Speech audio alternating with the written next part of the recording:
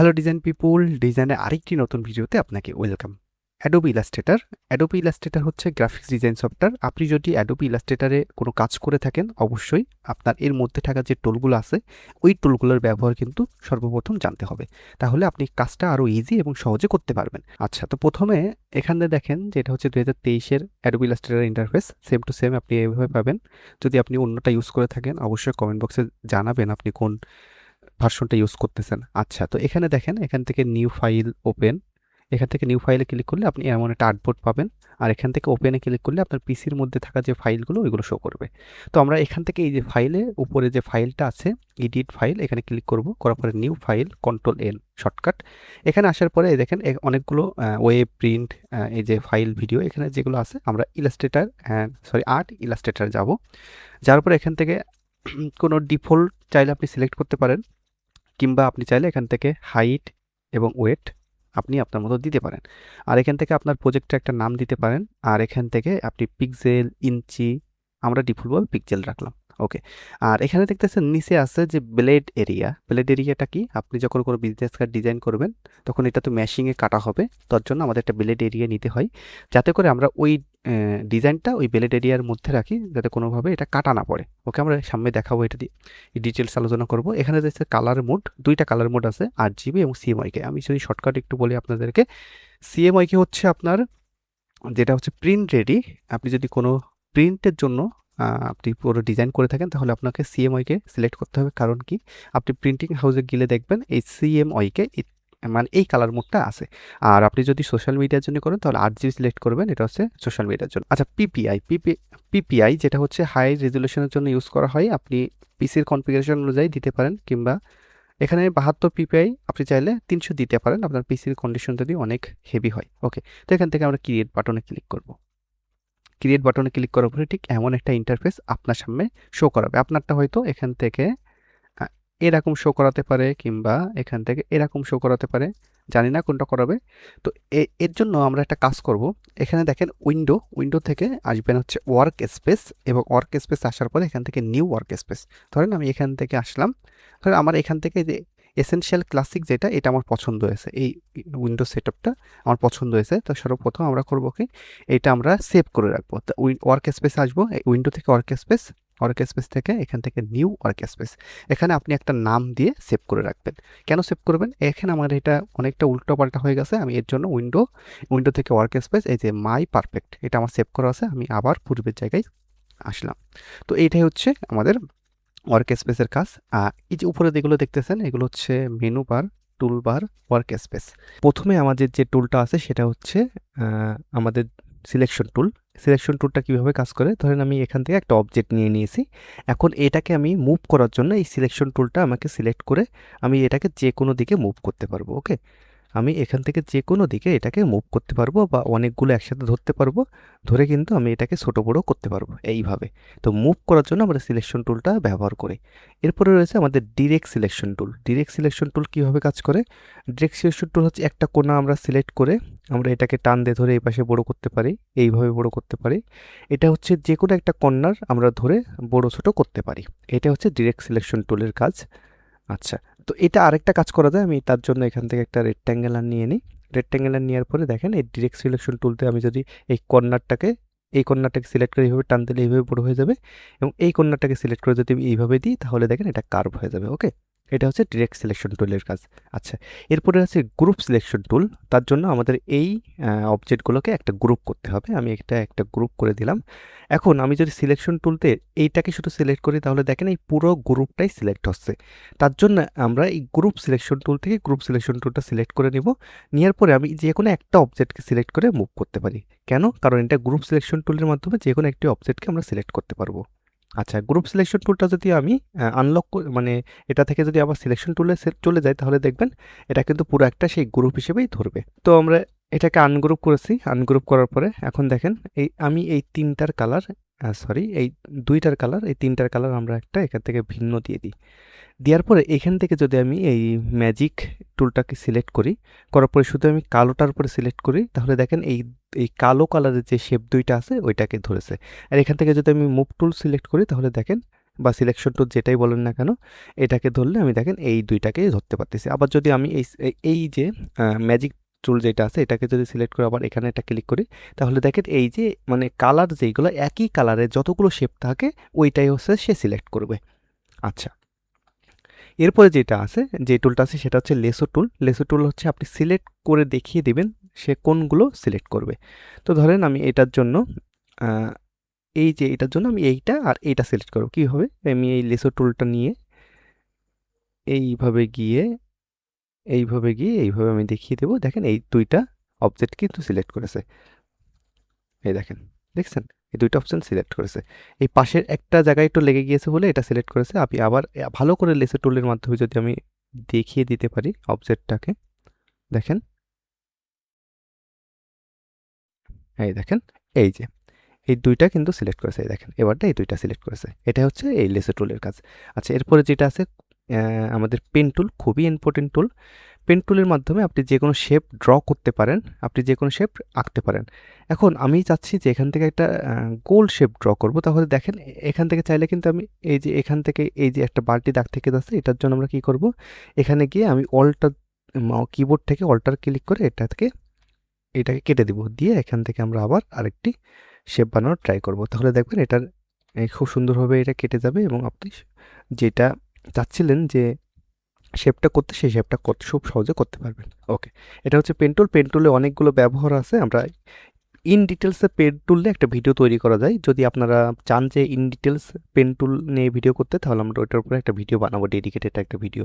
ওকে, এরপরে রয়েছে anchor point টুল। এটার জন্য আমরা এখান থেকে পেন টুলতে একটা রেক্ট্যাঙ্গুলার, এখান থেকে ধরে আমরা একটা রেক্ট্যাঙ্গুলার ড্র করে নিলাম। ওকে, করার পরে এখান থেকে দেখেন অ্যাঙ্কার পয়েন্ট টুল। আমি চাইলে এখানে একটা অ্যাঙ্কার করতে পারি, এখানে একটা অ্যাঙ্কার করতে পারি, এখানে একটা অ্যাঙ্কার করতে পারি, এখানে একটা অ্যাঙ্কার করতে পারি। এখন অ্যাঙ্কারের কাজ কি আমি দেখাচ্ছি। তার আগে এই যে ডিলিট অ্যাঙ্কার পয়েন্ট টুল, আমি যে অ্যাঙ্কারগুলো দিয়েছি আপনি চাইলে এখান থেকে অ্যাঙ্কারটা আবার ডিলিট করে দিতে পারেন। এটা অ্যাঙ্কার পয়েন্ট আর অ্যাঙ্কার ডিলিট পয়েন্টের টুলের কাজ। আর এখানে রয়েছে যে anchor point, anchor add anchor point tool আর ডিলিট অ্যাঙ্কার পয়েন্ট টুল, আর এখানে রয়েছে অ্যাঙ্কার পয়েন্ট টুল। এই অ্যাঙ্কার পয়েন্ট টুল দিয়ে আমরা এখান থেকে ধরে এখান থেকে আমরা কি করতে পারি, কার্ভ করতে পারি। দেখেন এইভাবে কার্ভ করতে পারি, এইভাবে এইটাকে আমরা কার্ভ করতে পারি। তো হলে আমাদের অ্যাঙ্কার পয়েন্ট টুল, যেটা অ্যাড অ্যাঙ্কার পয়েন্ট টুলতে আমরা যোগ করব, ডিলিট অ্যাঙ্কার পয়েন্ট টুলতে আমরা মাইনাস করব, আর অ্যাঙ্কার পয়েন্ট টুলতে আমরা কি করব, এটাকে কার্ভ করব। ওকে, এরপরে দেখেন এটা রয়েছে কার্ভ টুল। এই কার্ভ টুলের মাধ্যমে আপনি যে কোনো একটাকে কার্ভ করতে পারেন। এইভাবে কার্ভ করতে পারেন, এইভাবে কার্ভ করতে পারেন, এইভাবে কার্ভ করতে পারেন, এইভাবে কার্ভ করতে পারেন। ওকে, তো আপনারা যদি চান এই টোটাল এই যে আমাদের পেন টুল সহ এই 4টা টুল নিয়ে একটা ইন ডিটেলসে ভিডিও তৈরি করা যায়, আপনারা ভিডিওর নিচে একটা কমেন্ট করে দেবেন। ওকে, যদি প্রয়োজন হয়। আচ্ছা, এরপরে রয়েছে আমাদের টাইপ টুল, খুবই ইম্পর্টেন্ট টুল। আচ্ছা, তার জন্য আমি কন্ট্রোল এ দিয়ে সবগুলোকে সিলেক্ট করে ডিলিট করে দেবো এখান থেকে। ওকে, এখান থেকে রয়েছে আমাদের যে এই যে আমাদের টাইপ টুল। টাইপ টুলটা হচ্ছে এই যে প্রথমে যে বেসিক টাইপ টুলটা রয়েছে সেটা হচ্ছে কি টাইপ টুল। টাইপ টুলের পরে আছে এরিয়া টাইপ টুল। এরিয়া টাইপ টুলের জন্য আমি এখান থেকে একটা রেক্ট্যাঙ্গুলার নিয়ে নিব এবং এটাকে একটা স্টোক কালার থেকে, ফিল কালার থেকে স্টোক কালার করে দিব। আচ্ছা, এরপরে রয়েছে এরিয়া টাইপ টুল। এরিয়া টাইপ টুল কীভাবে কাজ করে, আমি এই যে এরিয়াটা নিয়েছি, আমি তাকে বলবো যে এই এরিয়ার মধ্যে তোমার টেক্সটগুলো রাখতে হবে। তার জন্য এই এরিয়ার একটা কর্নার সিলেক্ট করে আমি এখানে একটা ক্লিক করলে দেখেন এই এরিয়ার মধ্যে সেই টেক্সটগুলো থাকবে। এখন চাইলে আমি এর ভিতরে আমি যে কোনো কিছু লিখতে পারি। এই দেখেন এখানে আমার নাম লিখতে পারি, এই এরিয়ার মধ্যেই থাকবে। এটা কিন্তু এই এরিয়া থেকে কোনো বাইরে যাবে না। ওকে, আপনি এটা যতই আমরা বড় করি না কেন কন্ট্রোল, দেখেন এটা কিন্তু আর এরিয়ার বাইরে যাবে না। অনেক কিছু লিখতে পারি, দেখেন এই এরিয়াটার মধ্যে থাকবে। এটা হচ্ছে এরিয়া টাইপ টুলের কাজ। আচ্ছা, এরপরে যেটা রয়েছে দেখি আমরা, এরপরে রয়েছে যে টাইপ অন এ পাথ টুল। এটা কিভাবে কাজ করে, ধরেন এই যে এটা রয়েছে, তো আমরা আবার এই যে রেক্ট্যাঙ্গুলার স্টোক কালারটার একদম কর্নারে গিয়ে জাস্ট একটা ক্লিক করলে দেখেন এই যে চারপাশে, অর্থাৎ এই স্টোকের পাশে দিয়ে এই আমাদের যে লেখাটা এটা আসতেছে, এটা হচ্ছে আমাদের টাইপ অন এ পাথ টুল। তো এইটাই আপনি যেভাবে যে কোনো কিছু লিখতে পারেন এখানে, এই যে এইভাবেই আপনার এই টাইপ টুলটা যাবে। ওকে, আচ্ছা, এরপরে যে টুলটা রয়েছে সেটা হচ্ছে ভার্টিক্যাল টাইপ টুল। ভার্টিক্যাল মানে এইভাবে ভার্টিক্যালি নিচের দিকে যাবে। এরপরে যে টাইপ টুলটা আছে সেটা হচ্ছে ভার্টিক্যাল এরিয়া টাইপ টুল। এই এরিয়ার ভিতরে আমরা ভার্টিক্যালি দিতে পারি। আচ্ছা, এরপরে রয়েছে vertical type on a path টুল।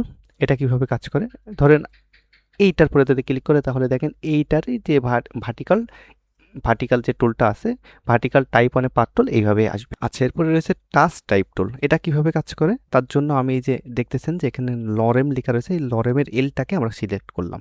কিভাবে? ওই টুলটা আগে সিলেক্ট থাকা অবস্থায় আমি যে কোনো একটা সিঙ্গেল টেক্সটকে সিলেক্ট করতে পারবো, এম কিংবা পি কিংবা এল, এইভাবে সিলেক্ট করে এইটার আমরা রেশিওটা চেঞ্জ করতে পারবো। এই দেখেন এল এর রেশিওটা চেঞ্জ করতে পারলাম। এখান থেকে আমরা এটাকে অ্যাঙ্গেল হিসেবে করতে পারি। এই টাচ টাইপ টুলটা কিন্তু খুবই কাজের একটা টুল, আপনাদের খুব প্রয়োজন হবে টাইপোগ্রাফি করতে। ওকে, এরপরে যেটা আছে সেটা হচ্ছে লাইন। লাইনটা কিভাবে কাজ করে দেখেন, আমি যদি এখান থেকে শিফট ধরে এটা টান দিই কিবোর্ড থেকে তাহলে দেখেন সোজা হয়ে আসবে। আর এখান থেকে যদি এটার স্ট্রোকটাকে আমি হালকা বাড়াই দিই তাহলে দেখেন এটা ভিজিবল হচ্ছে। এটাই হচ্ছে। তারপরে হচ্ছে আর্ট, এইগুলো সেম টু সেম, আপনারা একটু দেখে নেবেন, একদম একই। তো আমার আর দেখানো লাগবে না এটা মনে হয়। আচ্ছা, এরপরে যেটা আছে সেটা হচ্ছে রেক্ট্যাঙ্গুলার টুল। রেক্ট্যাঙ্গুলার টুল হয়েছে, আমরা এটা রেক্ট্যাঙ্গুলার দিতে পারি। এখানে ফিল কালারটা দিয়ে দিলাম তাহলে বুঝতে সুবিধা হবে। একটা চারকোনা যে এটা হচ্ছে রেক্ট্যাঙ্গুলার। এরপরে রয়েছে আমাদের রেক্ট্যাঙ্গুলারের এটার কার্ভ হয়ে যাবে কর্নারটা একটু। এরপরে রয়েছে ইলিপস টুল, ইলিপস টুলটা গোল। এরপরে আছে আমাদের পলিগন, পলিগন। আচ্ছা, এটা এটা এটা করার সময় অবশ্যই আপনারা কিবোর্ড থেকে শিফট এবং অল্টার ক্লিক করলে দেখবেন রেশিওটা নষ্ট হবে না। তো অবশ্যই এটা নেওয়ার সময় শিফট এবং অল্টার ক্লিক করবেন। আচ্ছা, এরপরে রয়েছে স্টার। এই দেখেন স্টার যেটা রয়েছে। এরপরে রয়েছে আমাদের ফ্লার টুল। এই ফ্লার টুলটা কিভাবে কাজ করে তার জন্য আমি এটাকে একটু ডিলিট করে দিই। আচ্ছা, ফ্লার টুলটা হচ্ছে একটা একরকম মহাকর্ষ বলতে পারেন। এটা হচ্ছে মানে মহাকর্ষের যে সিস্টেমগুলো থাকে ওই টাইপের একটা কাজ, হয়তো আমাদের বেশি ইম্পর্টেন্ট না, কাজে লাগে না, দু একজন আর্টিস্ট যদি লাগে। আচ্ছা, দেখাই দিলাম তারপরেও। এরপরে হচ্ছে painting brush tool. Painting brush টুলতে আপনি যে কোনো কিছুকে পেন্ট করতে পারেন। আর এরপরে হচ্ছে ব্লব ব্রাশ টুল। ব্লব ব্রাশ টুলতে সেমভাবে আপনি যে কোনো কিছু পেন্ট করতে পারেন, তবে এই দুইটার মধ্যে একটা ছোট্ট পার্থক্য আছে। আমি যদি একটু হালকা জুম করি আর সিলেক্ট করি তাহলে দেখেন এটা একটা স্ট্রোক। আর এইখানে যদি আমি যাই, এই ব্লব ব্রাশ টুলের যে ব্রাশটা, এটা হচ্ছে আমাদের একটা মানে এটাই হচ্ছে একটা আমাদের শেপ। ওকে, পরে দেখেন এরপরে যেটা আছে সেটা হচ্ছে শেপার টুল। শেপার টুল সিলেক্ট করে আপনি যে কোনো একটা শেপ তৈরি করতে পারেন, রেক্ট্যাঙ্গুলার কিংবা ইলিপস, যে কোনো একটা শেপ তৈরি করতে পারেন। আচ্ছা, এরপর এই এই পেন মানে এরপরে যে টুলগুলো সেম টু সেম অবস্থা, সেম টু সেম একই কাজ, তো এগুলো আপনার একটু চেক করে নিন। ওকে, এরপরে হচ্ছে ইরেজার টুল। ইরেজার টুলের মাধ্যমে যে কোনো কিছুকে আপনি মুছতে পারেন। তার আগে আমরা সিলেকশন টুল দিয়ে এই রেক্ট্যাঙ্গুলারকে সিলেক্ট করে আমরা ইরেজার টুলের মাধ্যমে দেখেন এইটাকে মুছে ফেলতে পারি খুব সহজেই।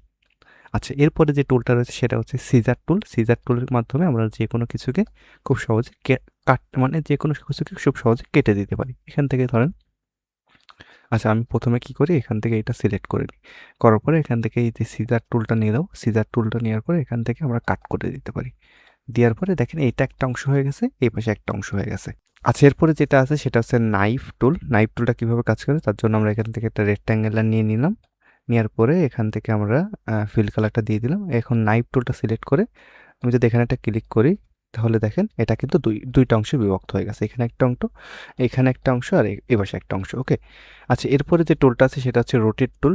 রোটেট টুলের মাধ্যমে আমি ধরেন এইটাকে আগে সিলেক্ট করে নিই, আমি এইটার পাশে যদি একটা ক্লিক করি তাহলে দেখেন এইটা কিন্তু আমরা এইভাবে রোটেট করে পারবো। আচ্ছা, এরপরে যে টুলটা আছে সেটা হচ্ছে reflect tool. Same to same এভাবে একটা ক্লিক করে একটা অবজেক্ট আগে আমাদের সিলেক্ট করে নিতে হবে। অবজেক্টটা সিলেক্ট করে নিয়ে আমরা এখান থেকে এটা ক্লিক করে আমরা এখান থেকে এটাকে রিফ্লেক্ট করতে পারবো খুব সহজে। ওকে, এরপরে যে টুলটা রয়েছে সেটা হচ্ছে শেপার টুল। এই শেপার টুলের মাধ্যমে আমরা খুব সহজেই একটা একটা শেপকে খুব সহজ ছোট বড় করতে পারি। দেখেন এই শেপার টুলের মাধ্যমে এইটা আমরা যে ধরেন এইটা আমাদের সিলেক্ট রয়েছে, এটা সিলেক্ট থাকা অবস্থায় এই যে শেপার টুলটা যদি আমরা সিলেক্ট করি তাহলে দেখেন আমরা খুব সহজে কিন্তু এটাকে ছোট বড় করতে পারবো। ওকে, এরপরে রয়েছে শেয়ার টুল। শেয়ার টুলটা কীভাবে কাজ করে, এই যে যেটা আমাদের ধরেন এই যে অবজেক্টটা আমরা প্রথমে সিলেক্ট করব, করার পরে এখান থেকে এই যে শেয়ার টুলটা সিলেক্ট করে আমরা এখান থেকে এটাকে যে কোনো দিকে মুভ করে বড় ছোট করতে পারি। ওকে, যে কোনো দিকে মুভ করে এটাকে বড় ছোট করতে পারি। আচ্ছা, এরপরে রয়েছে যে রিশেপ টুল। রিশেপ টুলটা কীভাবে কাজ করে, সেমভাবে আমরা এটাকে সিলেক্ট করে রিশেপ টুলটার মাধ্যমে, ওকে প্রথমে আমরা এটাকে সিলেক্ট করলাম। রিশেপ টুলের মাধ্যমে এটাকে আমরা খুব সহজে এই দেখেন এটাকে খুব সহজেই ছোট বড় যে কোনো দিক থেকে ছোট বড় করতে পারি রিশেপ টুলের মাধ্যমে। আচ্ছা, এরপরে যে টুলটা রয়েছে সেটা হচ্ছে ওয়েট টুল। এই এই টুলটার মাধ্যমে হচ্ছে আমি একটু দেখাই আপনাদেরকে। এই টুলটা হচ্ছে একটা রেক্ট্যাঙ্গুলার একটা শেপ নিয়ে নিই। নেওয়ার পরে এখান থেকে এইটা সিলেক্ট করে এখান থেকে গিয়ে এই দেখেন এইভাবে আমরা এই কর্নারটাকে দেখছেন একটা আর্টের মতো করতে পারছি। এটা হচ্ছে ওই টুলের কাজ। এই বাদবাকি যে টুলগুলো আছে সেম টু সেম আপনারা একটু চেক করে নিন, একদম একই রকমের টুলগুলো। এইগুলো আপনারা একটু একবার দেখলে পেরে যাবেন। আচ্ছা, এখন আমরা কন্ট্রোল দিয়ে এগুলো সব সিলেক্ট করে ডিলিট করে দিলাম। দেওয়ার পর এখানে দেখা যাচ্ছে ফ্রি ট্রান্সফার টুল, এটা কিভাবে কাজ করে তার জন্য আমরা এখান থেকে একটা রেক্ট্যাঙ্গুলার নিয়ে নিলাম। নেওয়ার পরে এখান থেকে স্ট্রোক কালারটাকে আমরা নান করে দিই। প্রথমে নান করে দিয়ে এখান থেকে ফ্রি ট্রান্সফার টুলটাকে সিলেক্ট করে আমরা যে কোনো দিকে ফ্রিভাবে মুভ করতে পারি। ওকে, যে কোনো দিকে ফ্রিভাবে মুভ করতে পারি, যে কোনো দিকে শেপটাকে বড়ও করতে পারি, মুভও করতে পারি। ওকে, আচ্ছা, এরপরে যেটা রয়েছে সেটা হচ্ছে পাপেট টুল। পাপেট টুলটা হচ্ছে খুবই ইম্পর্টেন্ট। এটার মাধ্যমে আপনি যে কোনো দিকে মুভ করে ব্যাক করতে পারেন। এই যে এখান থেকে আমি দেখেন কীভাবে ব্যাক করতেছি, এটা হচ্ছে পাপেট টুলের কাজ। আচ্ছা, এরপরে রয়েছে শেপ বিল্ডার টুল। এখান থেকে আমি অল্টার ধরে একটা শেপ করে নিয়েছি। এখন দেখেন দুইটা শেপ রয়েছে। এই দুইটা শেপকে আমি একসাথে সিলেক্ট করে এই শেপ বিল্ডার টুলের মাধ্যমে একটা শেপ করে নিতে পারি। এ হচ্ছে আমাদের একটা শেপ হয়ে গেল। এখন এরপরে এটা ডিলিট করে দিলাম। এরপরে যেটা রয়েছে সেটা হচ্ছে পার্সপেক্টিভ গ্রিড টুল। গ্রিড টুল যেটাকে বলা হয়, এই গ্রিড টুলের মাধ্যমে দেখেন এটা 3D গ্রিড এসেছে।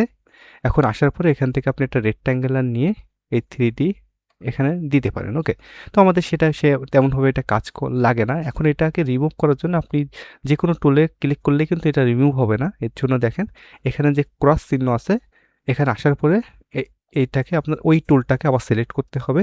সিলেক্ট করার পরে এই যে ক্রস চিহ্ন আসার পরে এখানে হাতের মতো যে চিহ্নটা আসবে ওটার পরে ক্রস ক্লিক করলে তারপরে ওইটা রিমুভ হবে। ওকে, আচ্ছা, এরপরে রয়েছে সেটা হচ্ছে ম্যাশ টুল। ম্যাশ টুলটা কীভাবে কাজ করে তার জন্য আমরা এখান থেকে একটা ইলিপস নিয়ে নিলাম। নেওয়ার পরে এখান থেকে একটা ম্যাশ টুলের মাধ্যমে এখানে একটা ক্লিক করে দিলাম। তারপরে দেখেন এখান থেকে আমরা একটা কালার দিয়ে দিলাম। এটা হচ্ছে ম্যাশ টুল, একটা গ্রেডিয়ানের মতো একটা যে কোনো কালার আপনি দিতে পারেন। ওকে, তো এটাকে আমরা পাশে সাইডে রাখলাম। এখান থেকে আমরা একটা রেক্ট্যাঙ্গুলার নিয়ে নিব। রেক্ট্যাঙ্গুলার নেওয়ার পরে এখানে পাশে দেখেন গ্রেডিয়ান আছে। গ্রেডিয়ান সিলেক্ট করে আমরা এই গ্রেডিয়ানটা সিলেক্ট করব। করার পরে এখান থেকে আমরা যে কোনো একটা কালার, দুইটা কালার দুই পাশে দিতে পারি। আর গ্রেডিয়ান টুল, এই টুলটা সম্পর্কে পুরো একটা ডিটেলস ভিডিও তৈরি করতে হবে আমাদের, কারণ এই টুলটা আমাদের অনেক বেশি প্রয়োজন হবে ইন ফিউচারে। তো এটার ডেডিকেটেড একটা ভিডিও আমাদের করা প্রয়োজন। অবশ্যই কমেন্টে জানাবেন এটা প্রয়োজন কিনা আপনাদের। আচ্ছা, এখন এখান থেকে দেখেন আমরা আরেকটা রেক্ট্যাঙ্গুলার নিয়ে নিলাম। নেওয়ার পরে আমি চাচ্ছি যে এখান থেকে দেখেন এই যে একটা গ্রিন কালার আছে, এখানে দুইটা কালার আছে। আমি আরেকটা শেপ নিয়ে নিব এখান থেকে। নেওয়ার পরে এখান থেকে আমি ব্ল্যাক কালার আছে। তো এখন চাচ্ছি যে আমি এই কালারটাকে এইখানে দিতে বা এই কালারটাকে এখানে দিতে। এটার সহজ উপায় হচ্ছে এটা সিলেক্ট থাকা অবস্থায় আমি যদি এখান থেকে এই যে আইড্রপার টুলটা সিলেক্ট করি, করার পরে আমি যদি এইটার পরে ক্লিক করি তাহলে ওই এই নীল কালার, এই যে নীল কালারটা ওইটা যেটা সিলেক্ট আছে ওইটার পরে নীল কালারটা মানে এই যে গ্রিন কালারটা ওখানে চলে যাবে। আচ্ছা, এখন যদি এই গ্রেডিয়ান্ট কালারটা যদি আমি এটার উপরে দিতে চাই, এটা সিলেক্ট করব। করার পরে আমি এই গ্রেডিয়ান্ট কালারের উপরে ক্লিক করলে দেখেন গ্রেডিয়ান্ট কালারটা এটার উপরে চলে আসবে। এটা হচ্ছে আইড্রপার টুলের কাজ। আচ্ছা, এরপরে রয়েছে আমাদের যে টুলটা রয়েছে সেটা হচ্ছে ব্লেন্ড টুল। এই ব্লেন্ড টুলের জন্য আমরা একটা শেপ নিয়ে নেব নিচে। নেওয়ার পরে এখান থেকে অল্টার ধরে এই শেপটাকে আরেকটা কপি করে এটাকে আমরা একটু ছোট করে দিব। তারপরে একদম মিডিল অ্যালাইন করে এই দুইটাকে আমরা সিলেক্ট করে আমরা যদি এই যে ব্লেন্ড টুলটাকে একটা ক্লিক করি, দেখেন এই দেখেন একটা ব্লেন্ড হয়ে গেছে। এই দেখেন অনেকগুলো ব্লেন্ড হয়েছে ভিতরে। একটা ব্লেন্ড হয়েছে, একটা ব্লেন্ড হয়েছে। এটাকে ধরলাম, ধরার পরে এইটা সিলেক্ট করে ব্লেন্ড টুলটা ক্লিক করে আমি যদি এখানে অল্টার ধরে এটা ক্লিক করি তাহলে দেখেন এখানে অপশান আসবে। আসার পরে এখান থেকে আমি চাচ্ছি যে টোটাল 10টা দিতে, দিয়ে ওকে করার পরে দেখেন এটা ব্লেন্ড হয়ে গেছে। এটা কতটুকু আছে আমি ক্লিক করে দেখেন অনেকগুলো ব্লেন্ড হয়েছে। ওকে, ব্লেন্ড টুলের উপরে আমাদের একটা ডেডিকেটেড ভিডিও করার ইচ্ছা আছে, কমেন্টে জানাবেন অবশ্যই। আচ্ছা, এরপরে হচ্ছে সিম্বল টুল। সিম্বল টুল কীভাবে কাজ করে তার জন্য প্রথমে আমরা উইন্ডো থেকে এখান থেকে সিম্বলটাকে বের করে নিব।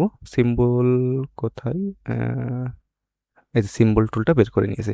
নেওয়ার পরে আমরা সিম্বল টুলটাকে সিলেক্ট করে এখান থেকে এই ফুলটাকে সিলেক্ট করে নিয়ে আমরা এই সিম্বল হিসেবে ব্যবহার করতে পারি। আচ্ছা, এরপরে যে টুলগুলো আছে সবই সিম্বল এর টুলের কাজ। এইগুলো আপনারা একটু চেক করে নেবেন, খুব বেশি কঠিন না, এগুলো চেক করে নিলে আপনি পারবেন।